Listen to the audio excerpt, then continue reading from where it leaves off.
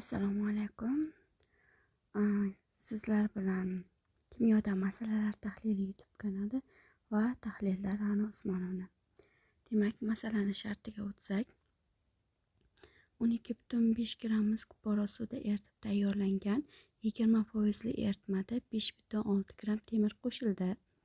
Hosil bo'lgan eritmada 117 gramm 10% natriy sulfid eritmasi qo'shildi. Oxirgi eritma massasini aniqlang. Demak, masalani yechimi. Bunda bizga mis kuporos, mis sulfat, 5 molekula suv. Demak, bularning molekulyar massasi berilgan. Hisoblab olsak, 160 gramm mis sulfat, o'sha mis kuporosi 90 gramm suv bo'ladi. Bu 1 mol uchun. Endi bizga umumiy bularning molyar massasi 250 gramm bo'ladi. Masalan, shartida 12,5 gramm mis kuporosi berilgan. Biz 20% eritma mis kupora suvda eritib tayyorlangan 20% eritma, ya'ni 20% eritma tayyorlash uchun mis sulfat massasini bilishimiz kerak. O'sha mis kuporos, ya'ni kristalogidratlar suvga tushganda suv, tuz va suvdan iborat bo'lib qoladi. Bizning tuzimiz mis sulfat va suvdan iborat eritma. Mana shundagi tuzning massasi, demak, umumiy kupora massasidan foydalanib, mis kupora massasidan foydalanib 8 grammligini topib oldik.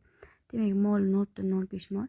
Demak, mana shu 8 gramm o'sha suv qo'shilganda 20% eritmani tashkil qilar ekan. Endi buni 100%sini topib olsak, 100%si 40 gramm bo'lar ekan. 40 gramm. Endi mana shu eritmamizga temir qo'shilibdi. Ya'ni 5,6 gramm temir qo'shilibdi. Mis sulfat eritmasiga temir qo'shilganda